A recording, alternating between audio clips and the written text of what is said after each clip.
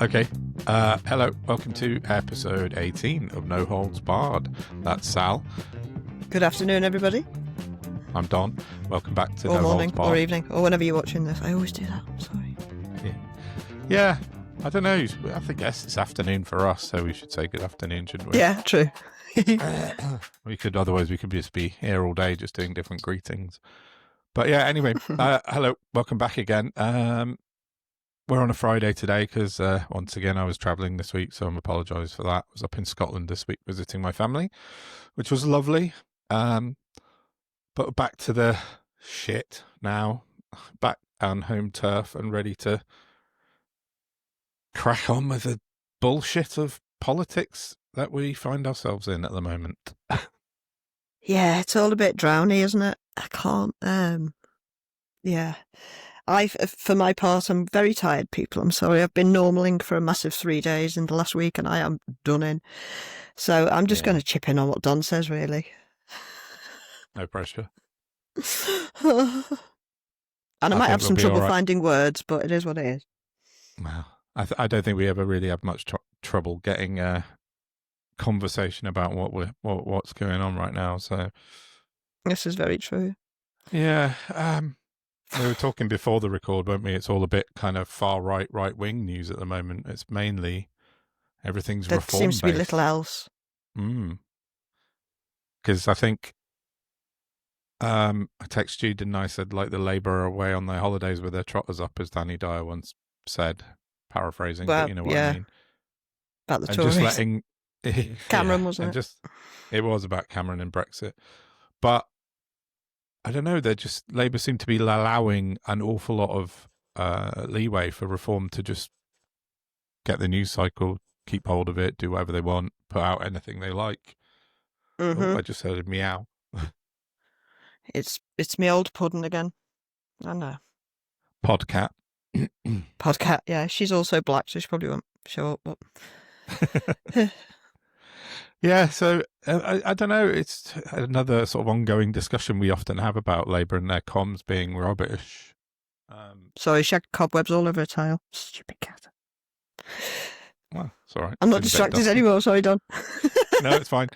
Just saying about Labour's comms being crap and how they're allowing Farage and his lot to do, to do anything they want, say anything they like, unchallenged at the moment, it seems like. What can they do? It's bonkers. Yeah. It's so bonkers. I'm really struggling with getting my head around it to form a cogent pushback because it's all just so bonkers. Yeah. And wrong, and you're going to be a pain in the bum, you. Just say that. Yeah. The flags this week. I mean, what the is that all about? We graffiti. Okay, we're graffitiing zebra crossings comes now. Around earlier every year, Flags Week. Prescribe the graffiti artists. Isn't that what we do? This is a bit of a. Sorry. Don't we prescribe graffiti artists now? Well, apparently so. Apparently, but so you're allowed to hang flags up, paint. Well, this is what they've been doing, right? So, in case you're unaware, you've been living on the moon. There's been a lot of far-right people out and about this week painting red crosses on anything they can find that's got a white background. So roundabouts, traffic signs. I've seen some really, really terrible kind of shaky, wobbly red lines painted on all sorts of crap. I think the first one was in Bromsgrove. I think maybe Chris Philp or Robert Jenrick, they're interchangeable at this stage, went out and said, oh, look at the Birmingham City Council. How dare they wash off this patriotic piece of artwork? Turns out it was in Worcestershire, not Birmingham, for a start. But oh my God. You know, I mean, I don't even know how to describe those two at the moment, but I want to come on to them a bit later. So let's leave them out of it for now. But okay. It's vandalism. It's dangerous. It's not allowed. And as you say, it's fucking Darwinism is what it is. Well, yeah, exactly. This guy's in the middle of a roundabout and like with his bum crack out painting a red stripe on a roundabout. He's about to get hit by some vans beeping him and getting excited, but I But he don't was the know. loveliest lad in the world. But I think Inevitably. Farage, yeah, I think Farage has done this on purpose because last week Farage and Reform launched a football kit, or I think it was on Sunday, which is a weird time to release something, but they did it on Sunday. Yeah. The Coventry City knockoff football shirt. But what With a happened? bastardised flag. Yes, exactly. That was it. So they had they have a Union Jack flag on the sort of chest where you would normally see the Umbro or Nike or whatever, but it's upside down and it's white, pure white of the Union flag. Now, I don't know if anyone remembers, but this in March of last year, Flags Week, Farage went mental about Team GB changing the Union flag, and he said he was outraged that anyone would make changes to the Union flag. Who would have thunk a year later he's now putting out dodgy football shirts with altered Union Shape-shifting flags snake on oil it? salesman, isn't he? Well, exactly. Anyone who believes a word he said, what's wrong with you? I know. But I think he's been clever and shoved out the Union flag thing and got everyone to sort of go around putting up flags on flagpoles to cover up for his mistake. Well, there's an interesting little bit of legislation that if you want to see it, go and have a look down Carol Hedges' timeline. I'm pretty sure I retweeted it. You're allowed to have uniforms, I think it's described as, sort of in singularity in public. But if they all oh God, sorry, my brain's so fried this week. That's all right. Something about if they all start wearing those football shirts to reform gigs, that's illegal because you can't politicize. You can't have sport in politics or a political uniform. Oh, really? I think probably after the Nazis, they decided the political uniforms were unwise. Yeah, makes sense. And here we are again. So let's hope that they all wear them to Tommy's gig in September. Yeah, exactly. I wrote something like that on Twitter. Let's hope they shoot themselves in the feet. Yeah, I will find Carol's tweet and we'll put it in at the bottom. But I wrote very similar that just along the lines of at least we'll see like the legions of Farage shirt wearing hooligans at Tommy Robinson's thing in September being bundled into the back of police vans. At least they can't then. Farage can't claim that they're nothing to do with him. Sorry, it wasn't me, Gov. They're not Reform, except they'll all be wearing Reform football kits. So yeah, it seems like could shoot himself in the foot quite easily with this thing. But it's just so nasty, isn't it? Yeah, it's weird. They're probably incredibly flammable. Have they passed health and safety? Do we know? Were they made in the UK by British people? He says so on their website. But oh, really? Yeah. Heart of the Midlands. All sourced in the UK, is it? Excellent. Wow. Yeah, I highly doubt it. I think probably most likely from wherever makes football shirts, Bangladesh or something, they'll get blanks and then they'll embroider. Yeah, Timu. They'll embroider the stuff on in Birmingham or whatever it is they claim. But I don't know. It'd be interesting to find out. It's embroidered or is it screen printed? It's hard to say from the because the website just shows. Well, the whole thing was AI, wasn't it? Yeah, it was. It's all mock-ups. So not a single garment, as far as I know, has made it to like the public yet. But our erstwhile Twitter correspondent Spider has actually been on the case with someone he thinks he knows that has bought one. So we shall await to see if we can get some photographic evidence when it arrives. Amazing. Do you know what? It's annoying. Occasionally I nip into Facebook, which I mostly use for personal stuff, but increasingly more it's just becoming open. And it seems to keep feeding me like Reform shit. And occasionally I'll jump in a thread. And some guy posted the other day that he'd joined a Reform local group just to see what it was like and what was going on. Yeah. And he said people are actively encouraged to spread lies. Really? What a surprise. I just think, yeah, it doesn't surprise me in any way, does it? I mean, What were we talking about before? Stewart Lee. There's a video clip which we're going to put a bit in at the bottom Oh, at the so good. end.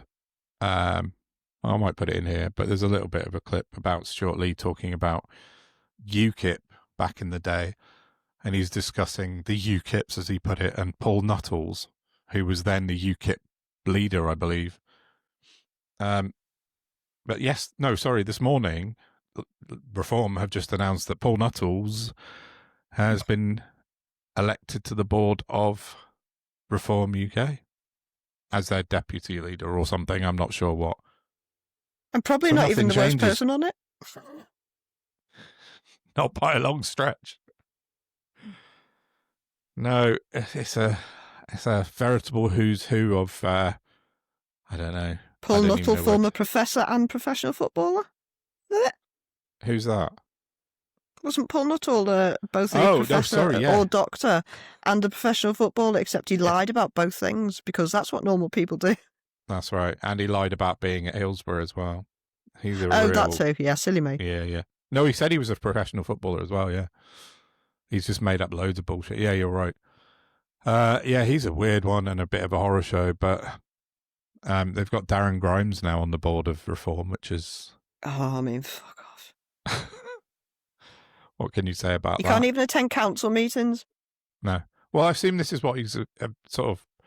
It's his stepping stone into sort of the inner circle of Farage. But, I mean, he won't get close to Farage because Farage is always away in America. But I think, you know, they've got Zai Youssef, Paul Nuttall, Darren Grimes, Gawain Towler, the journeyman, who was UKIP as well, who told me that he was nothing to do with the Reform about 3 That's a months great ago. way to describe him. Journeyman, yeah. And then there's a guy called Dan Barker who name rang a bell, but I didn't know who he was. So I looked him up this morning, and you never believe what. He's an ex-Tory. No! Shock horror. Is he already one of the 98 that have defected, or are there more? I believe. I don't know.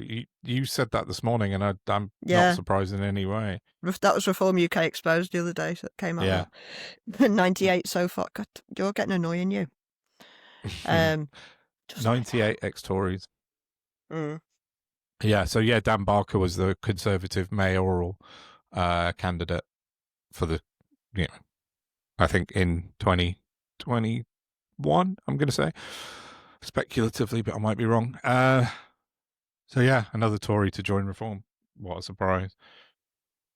Do you know anything about the binning off of the child? Sorry, I mean Councillor Joseph Bone being removed. Yeah, no, I don't. Only what I've read, and he's definitely been removed. That much is definite, because I think it was his unclear. His dad's next Tory, isn't he? Or is he still Tory? I can't remember. I think he is. But yeah, he was removed from his position as deputy leader and head of child services. The boy who's 18 years old. I mean, was never going to be a sort of feasible position. The amount of teenagers they're grooming is horrifying. There's a lot of young guys. There's somebody on X at the minute there's a kid trying to grift on Twitter at the moment who's put a video out saying he's 18 and asking for people to donate to his PayPal account that you're not allowed till you're 18. This is the turning point guy, yeah? And PayPal don't seem to give a shit. Well, is it the same guy we're talking about that zombies looking at? Yeah. Yeah. So I think as of this morning, he put something, let me find him, but he put out that he'd had a conversation with PayPal and they were investigating him now. I'll find it. Oh, they are they? Oh, good. Because the kid, yeah, you're right, he's 16 or 17. Here it is. And in the video, he's saying he's 17. Young Bob from Turning Point, another American import that sort of grooms young people into the far right. Yeah, so Zombie said, oh,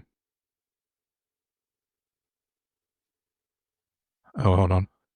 Yeah, update. I've just spoken with PayPal and they've informed me this has now been investigated. They've requested that this also be reported to Action Fraud UK. So yeah, that's being looked at. They're grooming kids? Yeah, good work from Zombie Pop, but yeah, it is. But these Turning Point are really, really sort of part of the American kind of Christian nationalist far right in America, aren't they? And there's so many factions. We need to like make a map or something. we need but like Charlotte really, Gill. because there's so many. Oh, this is way beyond her pay grade. Jesus, her head would explode. But we need to, because people need to be identified. Because like we were talking about MAGA last week, we're talking about two factions of MAGA who are both still massively far right, but despise each other because they have fundamental differences in their ideological view. And it's baffling to me. It just baffles me. But we need to, like, I don't know, something where people can look at it and go, oh, so that's who does that, and that's who does that, and that's who wants that. Yeah. And they're all not with it. Well, that sounds like a project I'd quite like to do. That involves spreadsheets and putting things together. So, yeah, exactly. That might give me something to do tomorrow. No, I think you're right, though. I think if we had a visualization of it, it would be a lot easier for people to connect the dots without wanting to go all Charlotte Gill. But it is important because, there's so many of these, I don't even know what you call them, campaign groups or whatever, Turning Point, Heritage Foundation, Crossing Corner. I mean, they're all... At the end of the day, it's just a bunch of greedy people trying to figure out how they can grift more money out of the system, and that's what they are. Yeah, of course it is. Yeah, of course it is. At its very base. It's just definitely everything. What was I looking at? Oh, when I was looking at stamp duty before, which I'll come on to because it's so fun and interesting. Everything we do, all the laws about everything, everywhere, about anything, is to guard against dishonest people and greedy people. All of it. Yeah.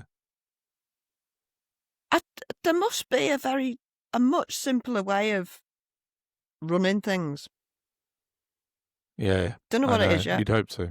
Brain's not working. No. But it just, the math ain't mathing. No, it's not. Yeah, I don't know. You're right. But it feels like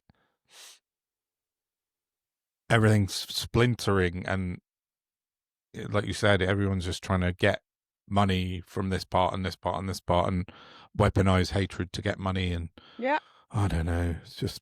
Oh, the truly evil are showing themselves, and they do not give a shit, and we really should be taking advantage. Definitely. They're literally rounding themselves up. Yeah. No, you're right. Yeah, this is the problem. And then I think that goes back to Labour. They announced a couple of weeks ago that we're going to have a gang, I don't know what the word is, a policy unit or something to tackle reform head on. But they've done nothing. That was 2 weeks ago, and they've literally done nothing since. So in 2 weeks since they announced it, they don't need to tackle reform. They need to tackle press reform, and the rest will take care of itself. Yeah, I know. That's true, and we say it every single week. Make Ofcom a real thing. Yeah. Yeah, definitely. Get Michael Grade in the fucking bin. I mean, please. Michael Grade, man. What the... Well, just more legacy nonsense, isn't it? Yeah, exactly. The world is run by ex-Tories who want money, and then they think they can get money by diverting to reform.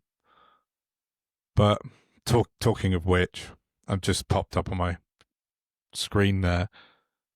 Just the other thing, just the last bit of flags, and it's something that made me cringe so hard I nearly crashed my car. Like, even though I was just... I was sat driving up to Scotland with my mum, and my mum showed me it on Twitter, and as I was driving, and I nearly crashed. Your mum's on Twitter? That's so cool. She is. Yeah. Yeah, she's often found retweeting me, which is nice. But, anyway, I saw this thing, and when we stopped, I had to look at it properly, but it's Robert Jenrick up a lamppost. Oh, that shit, yeah. Yeah. And only halfway up a lamppost, which I think is of note. Yeah, exactly. Flying at half-mast. Well, that, but and I'd rather he climbed to the top. Well, yeah, exactly. It's like the singularities no of balls. cringe and... Huh? No balls. No, no, to he get to the definitely top. didn't. No, not brave enough to go up there. But it's the singularities of two black holes of cringe and desperation intersecting to produce Robert Jenrick up a lamppost Oh, putting a flag up. I mean, I just it's couldn't, desperate, isn't it? it is desperation beyond belief. Um, but again, it's something, I don't know. He, Badenoch, and Chris Philp are like a Punch and Judy show at the moment. You know, they're all sort of going off the wings and coming back on, and there's a crocodile eating someone, and then there was someone being battered with some sausages. You know, they'll do and say anything for attention, those three people, because they think they're the three people in contention when the next leadership elections come up. And they just absolutely lost the plot in terms of what they're doing. There must be legacy Tories or, you know, current Tories looking at that and going, what the fucking hell has happened to that party? It's been reduced to Dominic Grieve's been doing that for about 10 years, hasn't he? I saw Dominic Grieve, and actually he's in my notes to mention about Lucy Connolly in a minute, but him and Badenoch, he responded to Oh, Kenny he's not Badenoch. happy, is he? He was And very rightly good. so. And rightly so. Like, I'm not a Tory. I've never been a Tory, but the Tories were known for being statesmen, statespeople. Historically. Historically, until, what should we say, Boris Johnson, Brexit. And since that point onwards, they've been on a slide, like an exponential downward slope of just ludicrousness. And they're at the bottom Copying now. Farage. Yeah, but they're at the bottom with now Robert Jenrick up a fucking lamppost. It's just madness. Oh, Mel Stride's been getting on the walking videos now. Yeah, mass murdering fat fuck. He has. Sorry, I hate him. No, it's fair enough.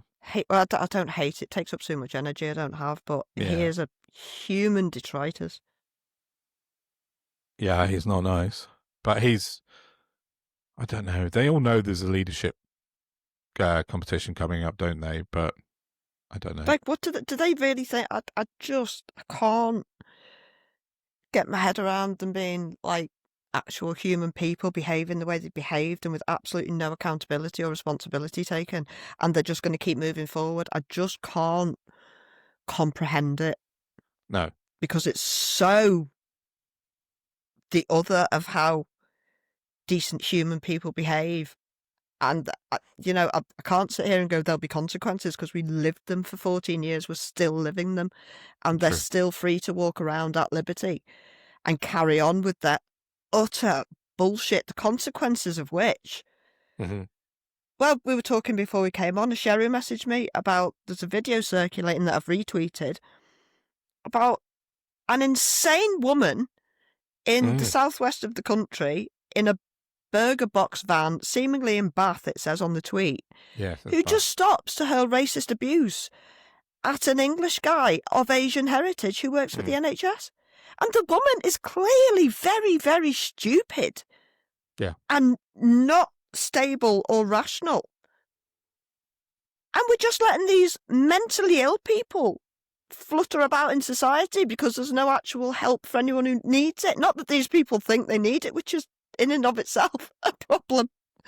But they've been radicalised into a cult by being spoon-fed actual nonsense that if they had the fucking capacity to do, they could go on Google and check it and discover very easily they're just being spoon-fed lies, but they don't because they're too happy being angry.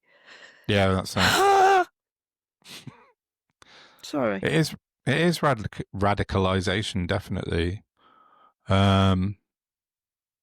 I wrote quite a long thing about this in the week about, I'm going to talk about this now. Ben Leo. Now, because the radicalization thing is parcel of what I wrote about this. Ben Leo, for anyone who doesn't know, is a GB News presenter. It's been on there for a while. I'd say he was far right. He would disagree. That's fair enough. We're allowed our opinions. But he was out last week. I'm just going to find the date because it's important that I get everything right, because ultimately the consequences of what I wrote on Twitter led to Ben Leo threatening me. I'm not sure what his intentions were, or whether he threatened to sue me or whether he threatened to do something else. I don't know. But You're he going to did read it all threaten out, me. aren't you? What, his message? Yeah. Yeah, so I'm just going to say on August the 7th, right, the background is on the 17th of August. Pardon me. Ben Leo put a post out on Twitter, a video accompanied saying, "Weird, this is the moment a Greater Manchester Police PCSO in an unmarked car asked who I was as we knocked doors on a street with asylum HMOs run by Serco." So he was out door knocking, trying to doorstep people who are asylum seekers.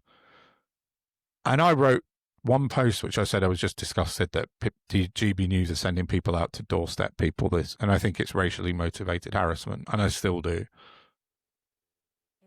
Then I wrote a much longer post because, here it is, Ben Leo sent me a DM saying, I'll read it out. First one says, oh, I've lost it. First one says, I was going to reply publicly, but I'll give you the benefit of the doubt for now. Oh, thanks. About 3 seconds later, his benefit of the doubt must have run out because he wrote another post. DM, sorry. Says, first of all, you're a low energy wet wipe. Ow. Secondly, and more importantly for you, if you'd engaged your brain before firing off inane tweets and watched my show and the segment you're critiquing, you'd have known, I think he meant, nobody went door to door looking for migrants. You're not only an idiot, but you're wildly inaccurate. Okay, literally thanks, what Ben. you wrote. Yeah, this is word for word. Across multiple posts now, too, you've said, I've committed, in scare quotes, racially motivated harassment. You've accused me of a crime. You've said I want civil unrest, saying I'm encouraging people to commit criminality and that I want to spark violence. I didn't say that. Anyway, your posts have reached thousands of people. That's all incredibly libelous. Next paragraph. What? Not only is it libelous, you're unironically the one who will spark violence against me and my children from far left agitators with posts like this. Yeah, heard that one before. Police are already investigating multiple serious threats against me and my family from jihadists, right, that have required 24/7 close protection security for a lengthy period of time. Yeah. So you, in scare quotes, Don, it's my name, whoever the fuck you are on very shaky ground indeed. I advise you engage the little brain matter you have before you get yourself in all sorts of trouble. Threat. I trust that's clear enough for you because I won't be engaging with you directly again. So that's what I got from a GB News presenter this week, because I registered my disgust online about him door knocking for asylum seekers. But in his DM, he says he didn't do that. He said he was door knocking. Yeah, exactly. His actual post said, I was door knocking in HMOs housing migrants. I mean, this is the level of journalism we have to be like forced to contend with nowadays, is childlike presenters who will jump to their keyboards, not reply in public, and try and intimidate me into not speaking out. He obviously thought I would be scared by this because he's some sort of, in his scare quotes, a presenter on GB News. But I don't give a fuck, Ben Leo. You picked the wrong person. I have my opinions. You have your opinions. We're in the egg cracking business, and you cracked an egg. That's what it was. Yeah, I'll take it. But yeah, it's funnier than that though. Like, this is how banal it is. I think I said something underneath one of your posts. I can't even remember what it was. And Reform Councillor Michael Squires, who was supposed to do the interview with you and backed out. That's right. Came on and said that what Ben Leo doing canvassing was perfectly acceptable. And I said, oh, okay then, which political party is he with? He came back and he said he doesn't need to be with a political party. So I went off and found the meaning of the word canvassing. And he literally tried to argue with me on the definition of the word canvassing. Yeah. And then, but he kept on telling me I was an idiot. Okay. That's fine, if that's what you want to think. I just like words and their official meanings. Call me what you want. Yeah. Yeah, that's the problem, though. If you use words and their proper meaning to people in GB News or Reform, then they don't like it because you're exposing them for what they are, and that's Have you heard stupid. from his lawyers, Dodd, for all that liable, factual information?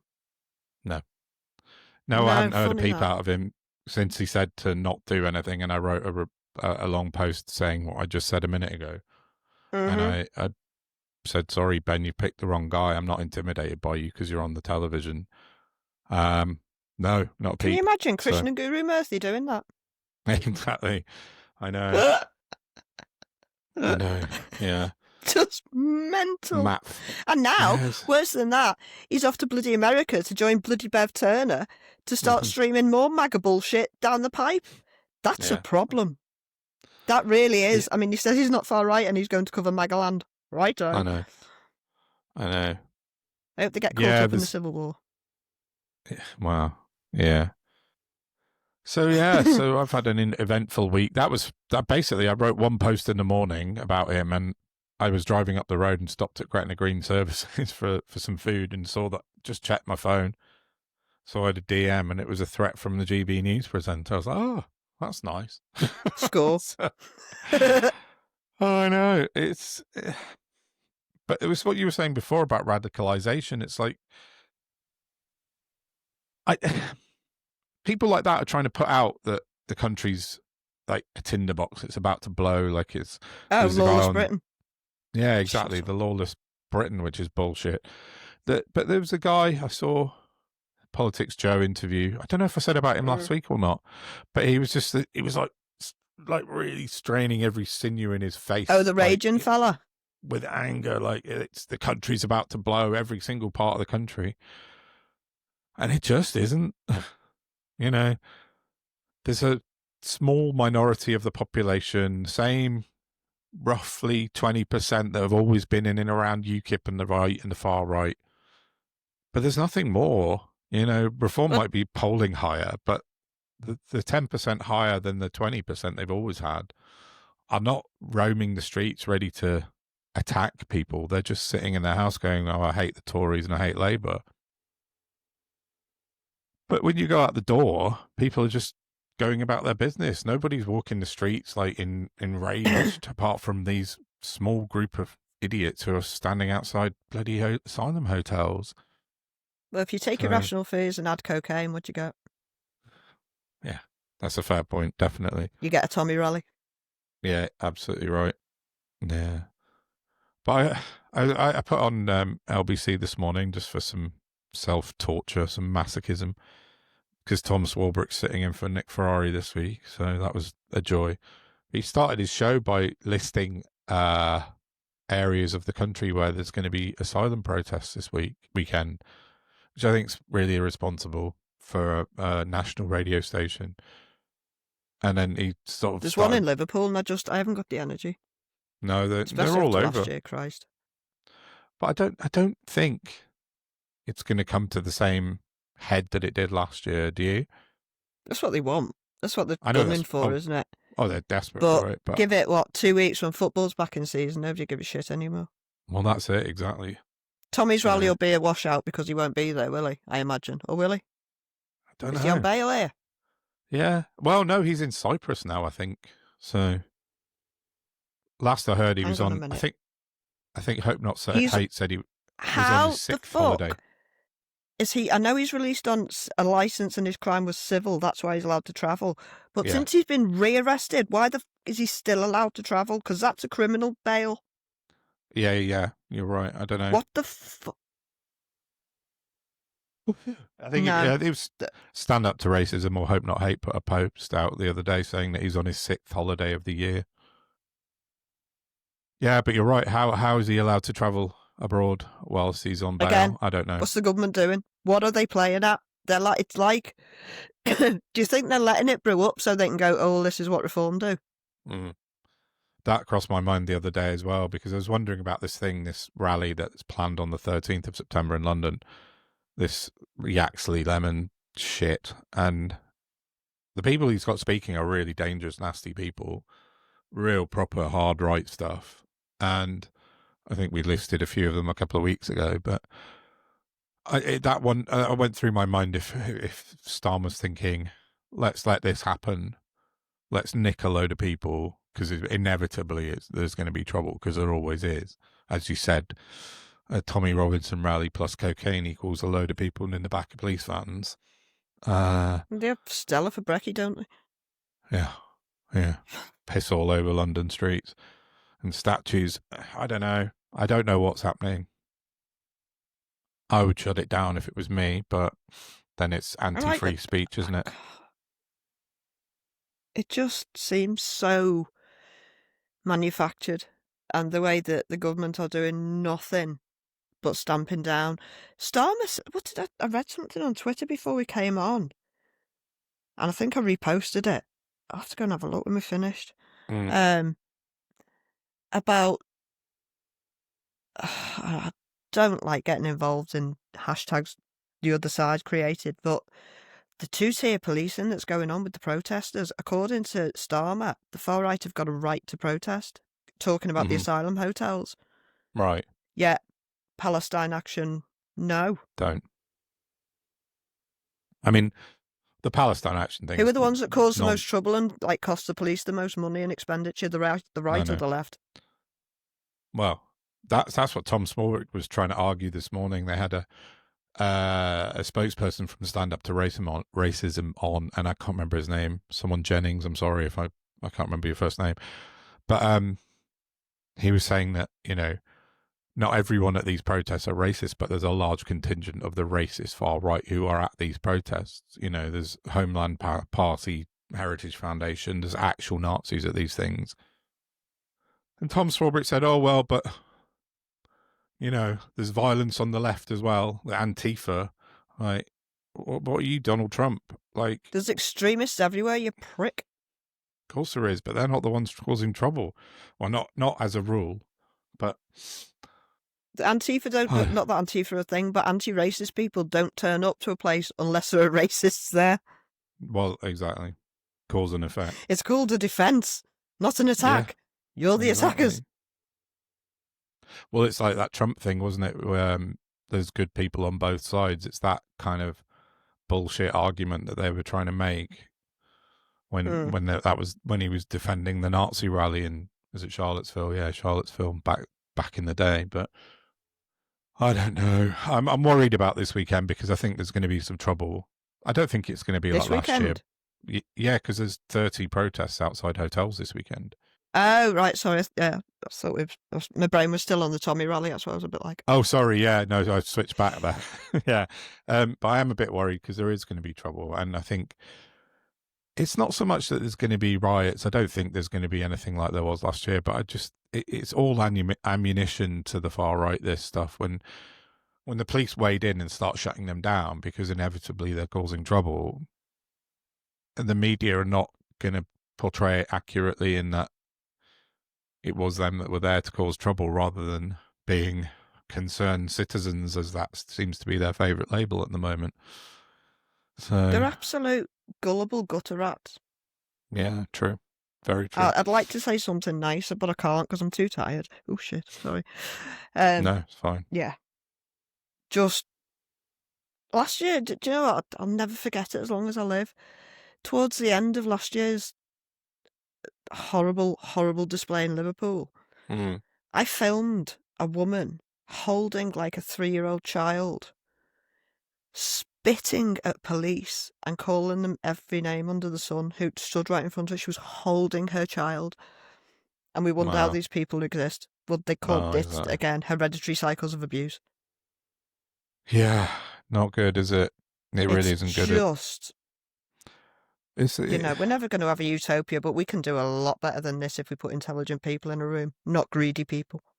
Yeah, you'd think so. You'd think so, wouldn't you? But then we have people like, okay, I've spoken about this woman more than I'd ever care to, but I have to just mention the fact that she was released yesterday from prison, Lucy Connolly, because you mentioned the protest last year, and obviously she's become like this heroine figure now that's sort of totemic representation of the far right now, because she's martyred herself and went to jail. And I'm not going to talk about her case. She was a racist. She said something racist. She was incited racial hatred, and she pleaded guilty, so she was in jail for the right reasons. There's no arguing that fact, even though Alison Pearson would tell you different. But it was the reaction yesterday when she got out that was incredible. I thought, I mean, you expect Nigel Farage to say something about it, and he did. He said, "Welcome to freedom, Lucy Connolly. You're now a symbol of Keir Starmer's authoritarian, broken two-tier Britain." I mean, that's fine. Farage is always going to say that because he's fucking Farage, and he's a bandwagon he can hop on. But the leader of His Majesty's opposition, Kemi Badenoch, wrote a post. Did you read her post about it? No, I don't. No. She's pointless. I'm not going to read it all out because it's quite long. Have you got Dominic Reeves, though? Well, Dominic Reeves in the replies.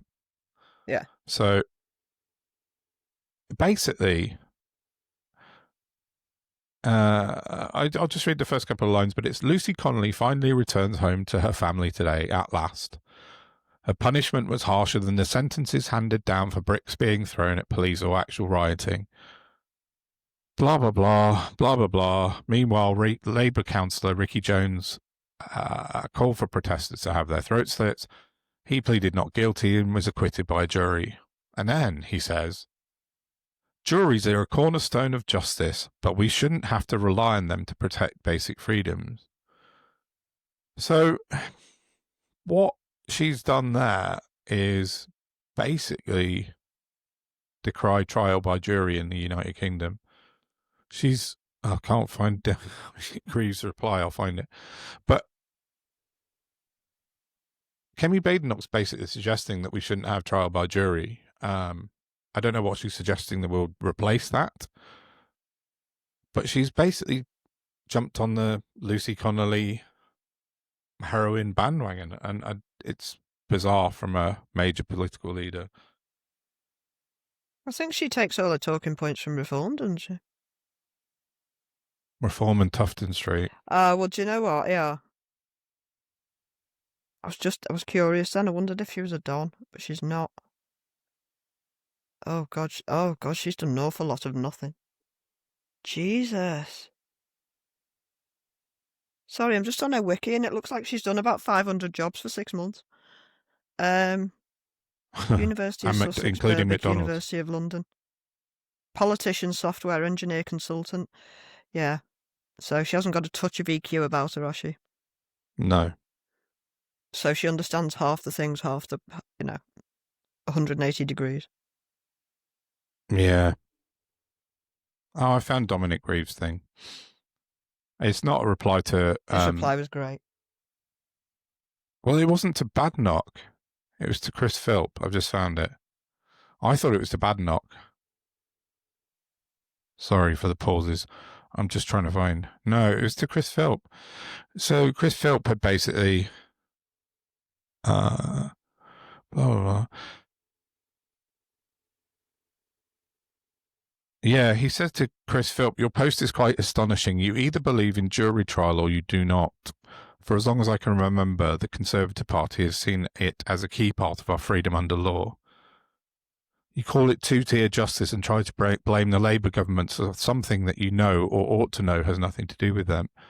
This is the hallmark of a rabble-rouser, not a shadow Home Secretary." To Philp.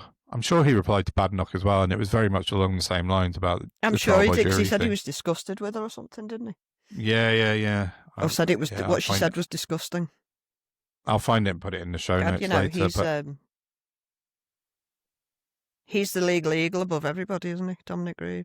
yeah, he was the former Attorney General, wasn't he? A very bright, intelligent man and well thought man. So he's likely to know more better than those two put together, and then some. Yeah, in his little finger. Yeah. So because you're supposed to defer to your peers that know their stuff. That's how it works. Well, still, Badenoch still never appointed a deputy. She's so hubristic. She thinks she knows better than absolutely everybody. So, yeah. I mean, the MPD's just off the scale with these people, and it's exactly what should prohibit them from being in office. Definitely. But, so, when things are this terrible, there's so much room for improvement. That's the positive side of it. We thought that last summer. I don't think anything's improved really since last summer, has it? We've got to keep up. We've got to be optimistic, Don. That's all there is, really. Yeah, I heard. Well, one bit of optimism. I heard Zach Polanski getting a good run out this morning on LBC with Lewis Goodall. So that's about 3 times I've heard Zach on the radio in the last week or two. Goodall was a bit. Oh, that's excellent. He was a bit spiky with him, but he was just prodding and getting answers out of him, which is fair as a political journalist. Go on. I think I might have worked out, and I'm going to keep my eyes open, but I think Thursday is the day Lewis Goodall swings to a good position. Because yesterday he said a really good thing about inheritance tax that I retweeted. He did. Yeah, he went on about it. So Thursday must be his day for being a good lad. Yeah. Yeah, he just said we should have massive inheritance tax, on a almost on a use it or lose it basis. And I think that has a lot of legs to it. But yeah, definitely. Chat for another time. Yeah, I did. Yeah, I heard that. Go on. No, I was just going to say if you wanted to stop talking about terrible people, we could talk about the little intro I did, the little investigative thing I did on stamp duty.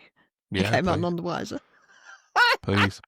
I don't know much about this, so yeah, well, really. I just thought, there's not a lot of news that we can talk about unemotionally, but stamp duty is one of those things. So I went and looked into it because there was lots of chatter about it. And I didn't know what was going on, and it turns out there's just a lot of chatter about it, and nothing's been decided. But the people who've don't like the thought of stamp duty going up. Kirsty Allsop doing a Swede, as you might imagine. Yeah. As things stand, stamp duty is applicable on properties over £500,000. No, hang on, I'm talking rubbish. For first-time buyers, you are exempt from stamp duty for the first £300,000 of the property value. If you are buying a property over £500,000 in value, you do not get the exemption. Okay. So it must be on a sliding scale between 3 and 5. At the moment. Now, I looked into it. Now, stamp duty first came about in the 1600s and was an actual tax on actual stamps and vermilion and stuff. All right. It was supposed to only last 4 years, but I think it sort of existed in various forms throughout the centuries. But it was updated in 2002 or 3 into being a tax on for buying of a property. Don't really have a view on it specifically, to be honest with you, but they are talking about changing things. Now it's changed since 2002 by various governments. I know the last property I bought, I paid stamp duty on it. The first property I bought, I don't think we did pay stamp duty on it, or it was just like a small amount. I can't remember. It was a very long time ago. Right. Yeah, I mean, they're just doing everything they can to wheedle money out of people, aren't they? Instead of taking it from the people we really need to take it from. Again. As always. Yeah, if the country wasn't so broke, we wouldn't be needing to do this. Why is the country broke? Well, because rich people have been robbing it for a very long time. Increasingly so in the last, decade and that. And then, speaking of property, I don't know if you caught Blackstone, not to be confused with BlackRock by some people, have just come and bought something like £1.3 billion worth of housing stock. No, that's interesting. I didn't know that. Oh, really? Because, you can't possibly just have profiteering from the housing crisis is what it is, Yeah. in essence. Yeah, sounds like it, exactly that. And it's endemic in the country if you go and look at records of who's bought what and how. The amount of empty properties sat in London that are literally just somewhere for people to stash their money so they're not subject to ongoing taxes. Yeah, definitely. Again. I'm so tired. There just seems to be no end to it. But that said, I don't think stamp duty has necessarily taken account of inflation over the years. Okay. So it will need to be altered to some degree. Kirsty Allsop's on arguing that people who buy a property worth £500,000 aren't rich. Some of them are only buying a 2-bed property in London. Well, okay. Do you know what a mean average is, Kirsty? Do you? I know. Do you know what that is? Excuse me. Yes. She's an imbecile, that woman. Yeah, she's also... She comes from the "this is my life and everybody lives the same life" group. Yeah.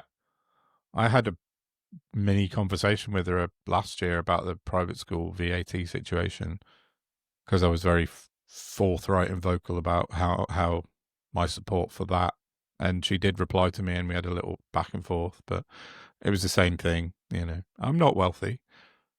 Just because I can send my 2 children to private school. Sure, you're not. She's literally from landed gentry. What are you talking about? I'm not wealthy. Minted. These people who are allowed to stay at home have a job that's decent to walk straight into because mummy and daddy know people. And they then put their savings away so that they can afford to buy their own first flat. And then because they've saved so much for a deposit, mummy and daddy will match it so they can get a better property. And that you need a guarantor. Okay, they work for everything they've got done. Yeah. Right. Shut up. I know. It's madness. It's infuriating, really. I think when I was up in Scotland, in fact, yesterday, before we left, I took my mum round to the house where we grew up, which I haven't seen for a while. And it's just in a little council estate in Scotland. And it's a lovely little square. And I just said to Mum, I see our house at the bottom, and it hasn't really changed much from what I can remember. And I just said it looks like a nice place to grow up, because it was nice, quiet, enclosed square without any traffic and stuff. But that's a council house, single parent family. The people that sort of argue these points about not being wealthy don't understand where people come from. I'm not saying where I am now, but you work to get where you are in life. But as you just said, the people that don't work for it are just given what they ask for by their parents. It's a different world, but they don't have the self-awareness to understand. They have no life experience. Minority. It's like a disability. Yeah, it is. It is. And then they go around thinking they're superior to everybody else. It's unbelievable. I know. It's mad, isn't it? It is. But I was with my son, and he said to me, because it was me, my mum, and my son all went up to Scotland together, and he said, "Oh, did you have a nice childhood?" And I was like, "Yeah, I had a fantastic childhood. I loved every minute of it. We had all our family around us, and my brother and I and my mum grew up, and it was lovely. I mean, I couldn't have asked for more. It wasn't. We weren't rich. We were poor, but we had a bloody lovely time, and we did what we could." But people can't understand. There's another thing, like people talking about me because I live in the Cotswolds now. Oh, you've got no perspective on how things are. I was like, well, I could show you my little council house that I grew up in, and I'll tell you my perspective on how I got here. It's basic projection, though, isn't it? Yeah. They've got absolutely no comprehension of the fact that people go through life. In fact, you know what I think it is? I think it's the difference between people who just blindly go through life accepting all the things that people like you and I won't accept because they're wrong, compared to the likes of you and I who've been around the world, experienced lots of different cultures and areas and people and wealth and class, and have a full comprehensive understanding of how things and people actually work, because so much of it is wrong. Yeah, I would have a lobotomy tomorrow. I'm not messing. I would love to just be one of those people who walks around happy with their lot, just doing little whatever, a little job or something. But I can't. I just can't sit here while everything's so terrible. Yeah. I'm just. It's normal people. There's no difference between you and I and the people in government or in the royal family. We're all human, functioning, same people, except we've got life experience, and all they've got is their wealth and their little bubble that they live in, and everybody else must experience the same bubble. Well, funny enough, no, it's very much a you thing. Yeah, and you're in the minority. Definitely. Yeah, I don't know. Strange. But it's almost impossible to relate to them. Explain to them that their outlook is kind of tainted by their wealth, because I tried really hard when I wrote a big article about the private school VAT thing. I had thousands of people reply to me going, "Oh, but we didn't go on holiday twice last year. We only went on once." So just, and you're like, well, but can't you see the benchmark for wealth that you've set is not the same as the benchmark for wealth that when I grew up, I set? I couldn't go on holiday once. I didn't go on holiday until I was 14. It was, and then that was my aunt and uncle took me. I was 21.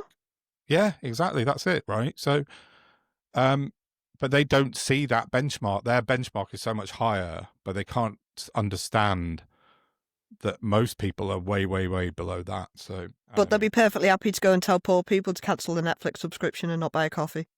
Exactly. Pardon me. Yeah, exactly. It's rank hypocrisy again. Yeah. Inequality in wealth in this country is outrageous. It is. So, sorry, I just went off on a little rant there about things. But yeah. So sorry, I dragged you away from stamp duty there. Oh no, I mean, basically it's just people talking about it. No decision's been made or arrived at. So yeah, my research was for naught. But you said you didn't know anything about it, so there you go. You know a little bit now. Yes, I do. Thank you. Yeah. No, I've never owned a house. I've never really wanted to own a house. They're trying to increase taxes to get more money in the exchequer. That's it's not a new story, is it really? No. And not being in that position, I'm not really asked. No, fair enough.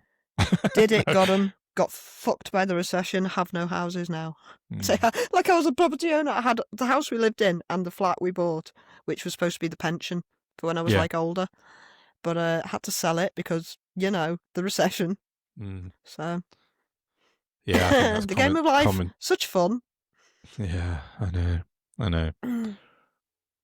Yeah, I saw something about stamp duty. I kind of zone out a bit when things like that come up on the news because it doesn't apply to me. I've never wanted to be a homeowner particularly. But it might apply to our listeners, Don. So we have to be absolutely. Yes, absolutely. Yeah. So that's good. Good bit of distraction from the nonsense.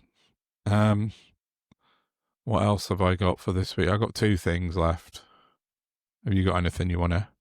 I've got nothing. Well, I've got my little funny thing at the end, but I've not got my head around much this week. Yeah. So, a couple of things, basically. One of which I'm just going to briefly touch on because I wrote a big, long thing about it today. And it goes back to the Conservative wrangling for leadership, I think. I've heard, and I mentioned her a few weeks ago on the pod about a Tory MP called Katie Lamb.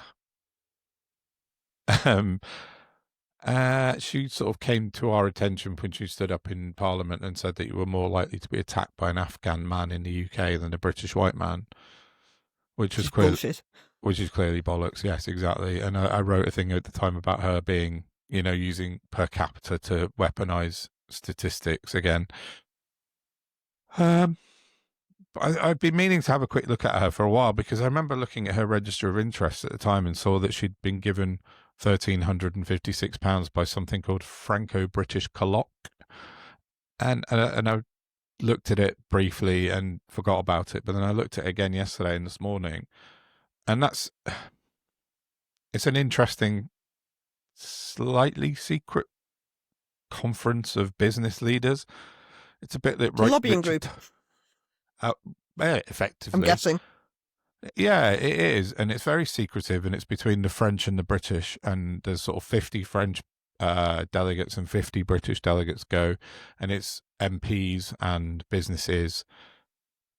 People in the past have been Amber Rudd, Joe Johnson, Yvette Cooper, various people. I mean, Stephen Doughty, from both sides of the House of Commons go to this thing. So she put a donation that she'd Both attended sides, this that's year's. fun. Sorry? Both sides, that's fun. Yeah.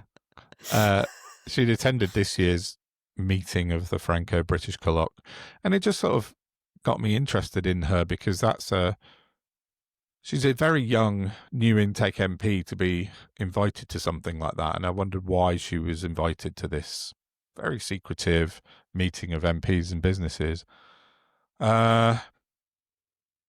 Not very much on the internet about Franco-British Colloque. It is quite well sort of guarded. Found a Morning Star article from 2017, which I've linked to, and tells you quite a lot about it. But the main thing with Katie Lamb that turned up when I started looking into her was she worked for a company called Faculty, which turns out to be an AI company run by a guy called Mark Warner. And Faculty, on a bit of reading, turns out to be in 2017 they were outed by Carol Cadwallader for being complicit in the Cambridge Analytica scandal. I'm really sorry. What are you laughing at? Go on. Can I hear it? What? Bruce has just come in shouting at me. Did you not hear him shouting? Oh no, I didn't hear. It's very noisy. So he got beat up the other night and it's very much affected him. Oh. Is he all right? So do go on about Colloque.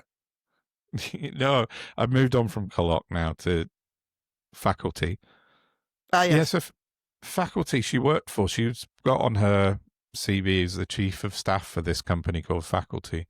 And Faculty are an AI company, but they were, as I said, in 2017, Carol Cadwallader outed them for being linked to Cambridge Analytica. And they weren't just linked, they were interchangeable, the two companies, Cambridge Analytica and Faculty. They were swapping roles within each other's companies and moving between companies, absolutely intrinsically linked. So that's who Katie Lamb was chief of staff for. Now, Faculty also were paid lots of money by Vote Leave campaign. They received an awful lot of money from Dominic Cummings' private company, Dynamic Maps. That's interesting. They were given millions of pounds in grants by the Conservative government between 2018 and 2020. And at that point, they worked with the Home Office to develop an online tool to block terrorist content online, but it completely failed. It was useless. It was really easy to get around. Nobody. Sounds like money laundering.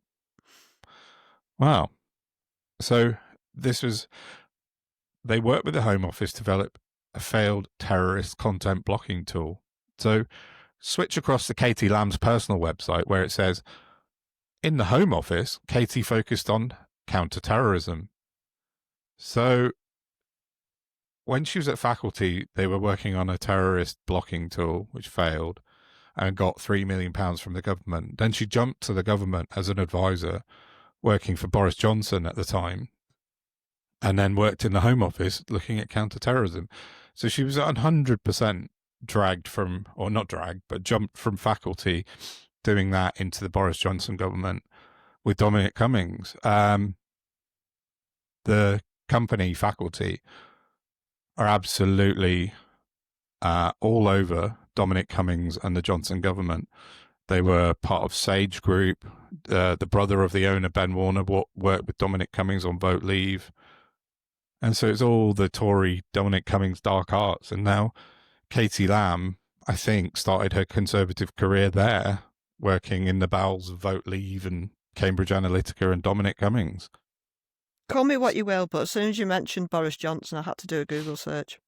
And what do you know? What do you know? That's what she looks like. That's her. Yeah, Well, he's straight out the Trump school, isn't he? he is. He is. So, yeah, I don't know. She's being pushed at the moment really hard. And I just think what we were talking about before, the stupid Punch and Judy show with the three at the top, is going to burn itself out at some point. And I reckon this is the one to watch. I think just keep an eye on Katie Lamb, because she's got the backing, I reckon, of the previous Tories, Dominic Cummings, etc., Johnson, Camp. She's got their backing. I think she's the one that's going to come through when they do their leadership campaign, competition, election. I can't think of the right word. What's the right word? I Leadership. think they're so done, the Tories. Yeah, but I think that's what this is about, and I think this is the Rebuilding. this is the background of what's happening, waiting for those three to piss off and punch themselves out in the face. So, yeah, keep an eye. Watch this space on Katie Lamb. She's the one, I reckon, dark horse in the Tory party that's going to come forward. Bit of research I just did wish this the morning. rest of the lunatics, the headbangers, would piss off to Reform, and then Reform will comprehensively be the new Tory party, Well, yeah, I mean, that feels like exactly what's going to happen. which won't win them votes at all. No, of course not. No, It's just going to send the far right more far right. it will. And I don't think the British public are happy to vote for a far right government. I don't think that'll ever happen. Not extreme like the Reform want it. So all these Tories will have had a wasted journey. Go on. I don't even know where the Everton window is anymore, but it seems to be more like right centre than centre right. Yeah, I'd say so. And I don't know where the Tories stand on anything apart from, because I can't look at Kemi Badenoch, and even for them, she's too far batshit for me. She's not a serious politician. She's just off her nut. She's a placeholder till they rearrange their seriousness, I guess. I don't know. I don't know what to go. The culture war's got to end. Well, that's what I think. And all these people need to just fuck off to asylums that we don't have anymore. Maybe we should reopen them for these nutters. Bedlam. Yeah. Well, I mean, look what they've turned the country into. I know. I agree. But this is what I do think that's happening with this in the background. I think that they're sort of laying the groundwork for back to sort of more, I don't know what the word is, sensible conservative politics. Not sensible, is it? But it's more. But the thing is, Katie Lamb's becoming prominent because she's quite anti-immigration and she's outspoken on that, but not to the extent of Jenrick and Badenoch. So I don't know. It was interesting. There was it the Tory councillor for Epping came out. I retweeted it yesterday, I think. And she turned up at the Bell Hotel and was harassed, basically, and lambasted and screamed at. Right. And she did a tweet about how she went to do, I think, a local radio interview and was told that there wouldn't be protesters there when she did it, but there were. Right. So they framed it like she was part of the protest and she wasn't. And she said, I just want to make it clear because I'm not getting on the stage. I would never get on the stage with the likes of the BNP and the far right. Like, why would I do that to myself? So, no, I wasn't part of the protest. I went down to do this interview. And I can't remember the reason I brought that up. What were we talking about? Just talked off the back of, like, sort of sensible Tories, if you like. Yeah, that's it, exactly. But I thought it was very interesting because Reform, Jamie McIver did stand with them and did make speeches with them. He did. With actual Nazis, well-known Nazis. Yeah. And what's his face? Jenrick was there as well, wasn't he? Of course, because it's a bandwagon, so Jenrick has to be on it. But he was stood next to I can't remember who the name of the guy, but he was an actual Nazi member, a Nazi party member. Yeah. Yeah, I don't know. The Tory party's a mess. The country's a mess. Labour seem to be quite content for allowing this to sort of just scrap itself into oblivion. I don't know what's going to happen, but we shall see. None of it needs to be this way. That's what's so infuriating. No, yeah, you're right. Sorry, I was just looking at it. That's not helping rebuild the country at all. You're just helping split it further. It is.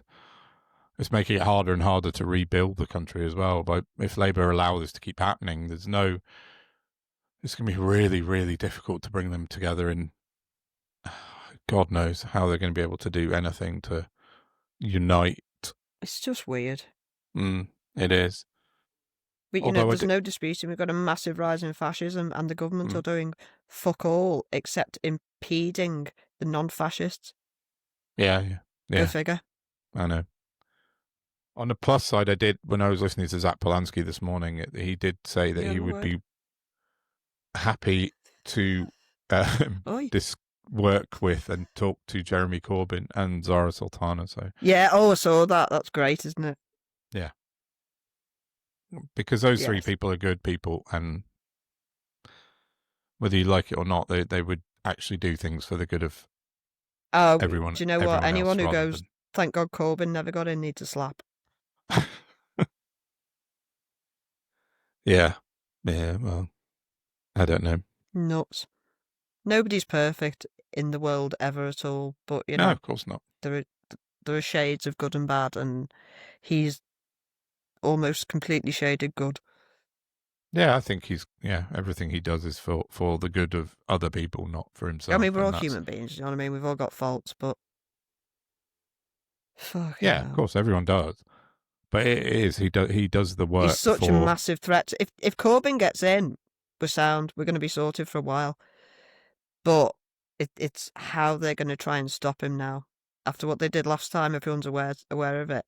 Sultana pulled a brilliant move last week when she explicitly tweeted that she was anti-Zionist, not anti-Semitic. Yes, I saw that. Yeah. I don't know what's going to happen with that, because she got what's the word I'm looking for?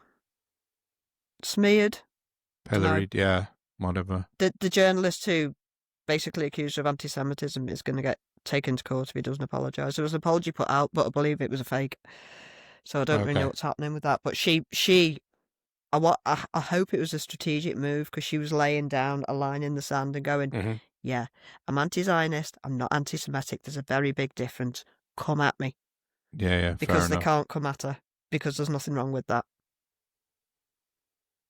But if Corbyn had done that, but he didn't, so... I know.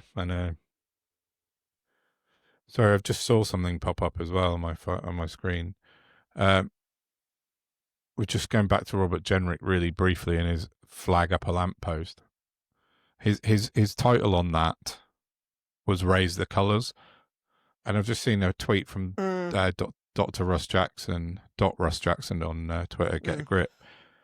And he's put a graphic out saying that the Operation Raise the Colours, basically, that he's been tweeting about, is organised by well-known far-right extremists, including Britain First Paul Golding. So Robert Jenrick's lashed himself to the lamppost of the extreme far-right there.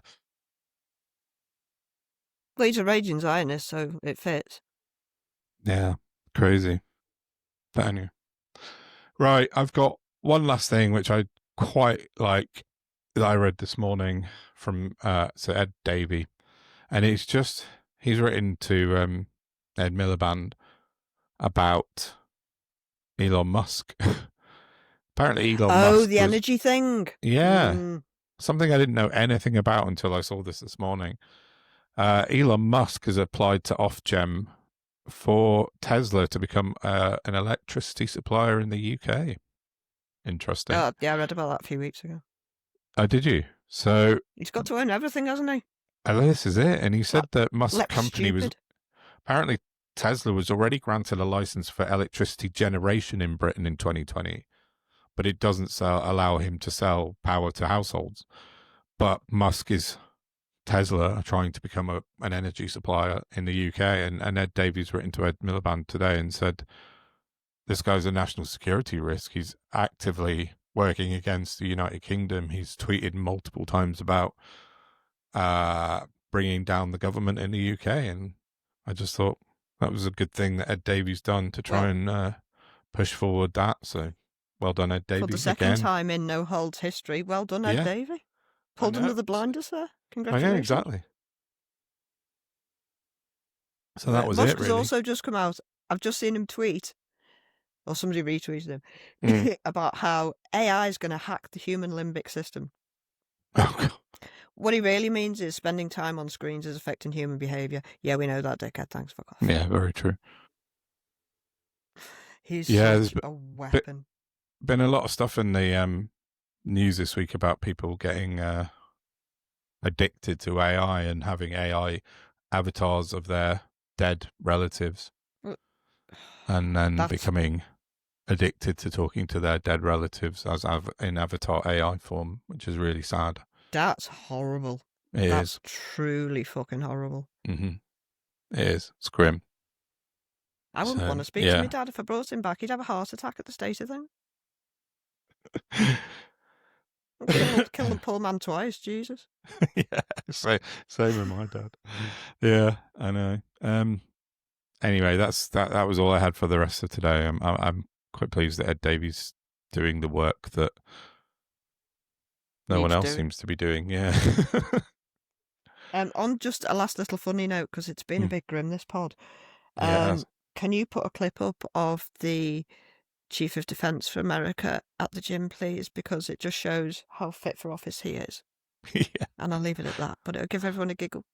Yeah, I will put that in right now. So after we've said goodbye, go and have a look at Pete Hegseth and his what do you call them? Tech bro? No, gym not strength. Tech bro. Yeah. Alpha male prowess. That's what I'm trying to say. Yeah, that's what it is. Excellent. Anyway, Right, please like, share, subscribe, and all the rest of the doings. And if you're still here, well done. Yeah. Yeah, it's been quite long again. We're not succeeding in keeping these shorter, are we? But no. Yeah, please, if you've got this far, it's well worth just reposting it for us and sharing it around. Thank you. Other than that, I'm going to try and get this edited and out this evening, if I can. So everyone have a lovely weekend. Take care, everybody. Bye-bye. Bye-bye. It was President Trump who inspired us to do this.